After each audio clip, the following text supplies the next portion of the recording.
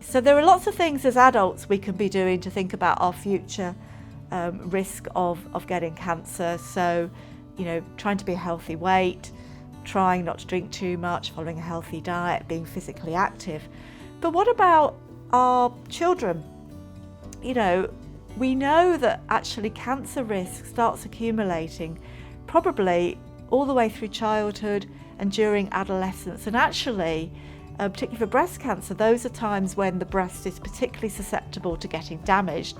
And when a breast cancer won't occur, very rarely it does, but it might start some damage which may lead to a breast cancer much further down the line.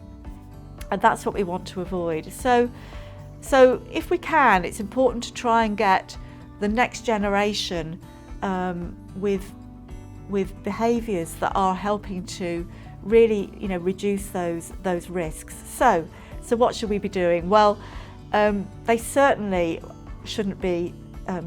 We should be discouraging smoking and alcohol. I mean, I know we would anyway, but those risk factors of breast cancer are particularly bad during the period of adolescence, and in fact between when your periods start up until your first pregnancy, if you do have children.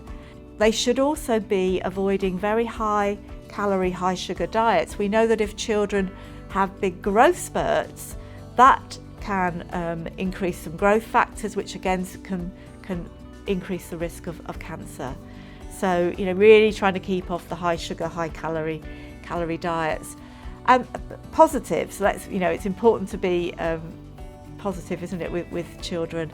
We really should be. Physical activity we know is good for them for all sorts of reasons, but being active as children is really important for later risk of breast cancer. And there are data that if you're active as a child, even though you may not, so for BRCA carriers, people with a genetic mutation, they may still get breast cancer later in life, but they'll get it about 10 years later than they would have done if they weren't active as children. So what you do as children really impacts on later life.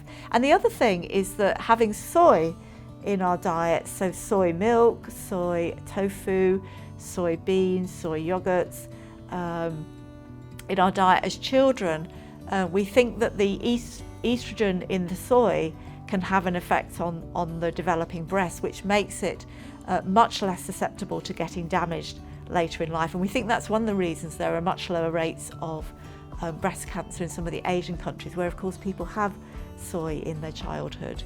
So for our children, obviously, they need to live their lives, but we really want them to keep off the alcohol, the cigarettes, be active, keep off the high sugar, high calorie diets, and if you can, try and encourage them to have a bit of soy. That would be great.